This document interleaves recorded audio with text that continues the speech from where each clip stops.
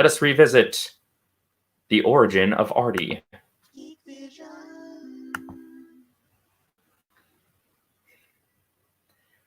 So, yes,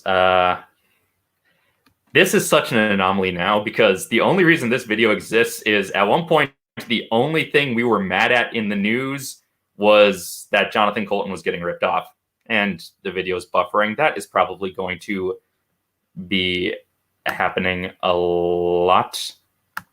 Maybe if I am so ready to just be completely fucking this whole thing up. I think if we do it at a lower resolution, it won't defeat the point of commentary. Hey, any of you guys been on the internet lately? The what? The porn dispenser. The glowy box with the letter buttons. No, that's the computer. The internet is the tiny mailman inside. The one with So, the yeah. pictures of cats. We talked about this a little in the other commentary, but basically we wrote this in a very, very short amount of time. Aside from me and Nick, the other two cast members were called the morning of and asked if they were available and wanted to do it. So that they are friends of Nick from college. That's Dan Gajewski as Jones, and the other guy, Matt Stoner, as a character who we realized was not named in the video. So in the credits, we just named him with reference to one of our other favorite unnamed characters in a movie. And if you get that reference, we appreciate it. So yeah, we basically were just writing this 4-person dynamic just for the rhythm of it. We didn't really have full characterizations in mind beyond just the dynamic. The characters, like the character of Artie really came out when Nick tried on the suit and got the pipe and tried on the glasses, which are not his prescription. So they make him see the world kind of askew. So once he puts those glasses on, that's when he truly gets into character. And of course, me as Jenkins, who was only named because Nick improvised, now, Jenkins. Facilities consisting of network computers using a standardized information protocol. They have one of those? The point is, some guy's claiming we stole his music. We also, Nick and I fought for a full hour over whether the line should be but he's claiming they have one of those or we have one of those. No, I'm serious. Apparently it was a really specific arrangement and everything, and he wrote his own melody for it, and now he's claiming we stole his music. Oh, for God's sake. We're already paying the guy who wrote the lyrics. Now he wants to pay the guy who wrote the music as well? Seems that way. What bullshit. Music is a free resource, like oxygen. Or hookers. You don't pay your hookers. Why is this such a controversy? We've been stealing shit since day one and no one's ever cared. That's a lie. We've never stolen anything. Everything we've ever done, we built ourselves. We stole Greg Loswell's version of Girls Just Want to Have Fun. I'm just watching this at this point. Ever thought to play the piano slowly before? We shot this at the public access TV station where Nick worked at the time. Guy needs to get over himself. All right, well, what about the joke that we used in the pilot? You're gonna have to be more specific. I know for a fact there were at least 4 jokes in that pilot. When that Okay, hopefully not everything will buffer this terribly, but it probably will because my internet's not great. And I'm streaming from my Chromebook because my MacBooks are currently in use for rendering things. Or rather, my 12-year-old MacBook is rendering. My 10-year-old MacBook has a broken screen. I need more recent computers. we stole Jane Lynch from Christopher Guest. That was different. She would have left him anyway. He killed that Spanish dude's. Okay, so he killed that Spanish dude's father is, of course, a reference to Christopher Guest playing Count Rugen in The Princess Bride, killing Inigo Montoya's father.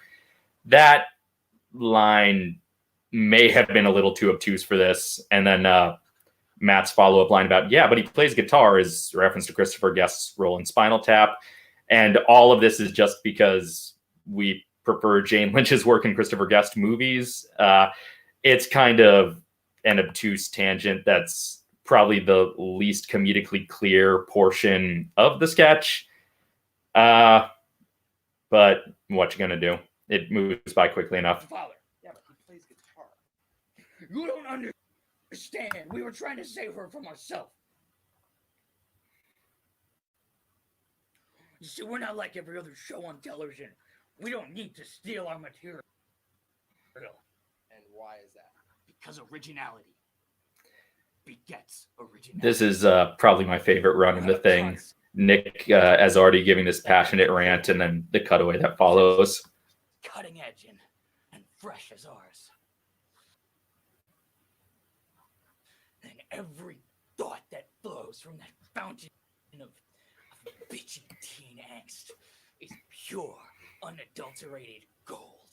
Didn't we just sexualize High School Musical? I don't know what that is, but it sounds gay. Jones, back me up on this. I'm still stuck on there being an internet. Look, the point is, the guy. Dan is so good playing that clueless. Exactly. We would love to bring Dan and Matt's characters back in future Artie things, but they live in Connecticut and we don't anymore. So No one pays me ad revenue. it's not entirely off the table. It's just not as easy to coordinate as it was on that day. Well, apparently the guy we stole from has some sort of a fan base.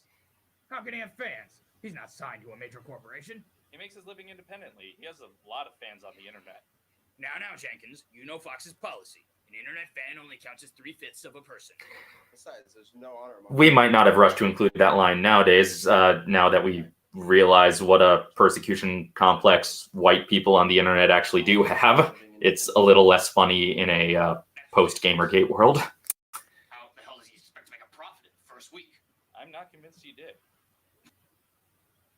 Well, now you're just talking crazy. What purpose is there in creative expression if you're going to try to skip a profit? Beats the hell out of me, dude. This is crazy. We're very busy men. We don't have time to be poaching internet musicians. except for Darren Criss. You direct Black Swan? He plays the gay kid in our show. This is our shout out to Darren Criss from Star Kid and whatnot. God, tell me we're not- Yeah, 2011 was a very different time. He's not a hooker. Wait a minute. And that's where Artie gets named, just because, damn it, Artie, he's not a hooker, just was the funniest. Artie was the funniest name we could think of phonetically, and the name People stuck. remember songs that came out more than 3 years ago. Unless they came out in the 80s. Sure. If they came out in the 80s, then they're worth stealing. That's a lie. We never stole anything. Look, there are a finite number of possible musical arrangements for this song. You can't prove we used his. It's possible we accidentally left his name in the song. Oh, so we did credit him. Problem solved. Let's all get hookers. Obviously, the timing of the sketch does not work nearly as well when there's all that buffering in the middle of it.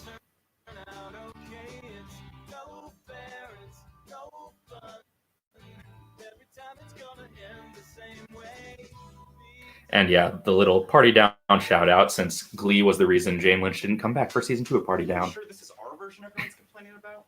I don't even know. No, I stopped watching after that fake pregnancy bullshit. I wrote that fake pregnancy subplot. Shut up, Jones. Nobody cares. And that was at the offices of Glee, the introduction of Artie, our most enduring character, and a character who only exists because we were mad at a TV show. 2011 indeed was a different time. There's so many more important things to be mad at right now.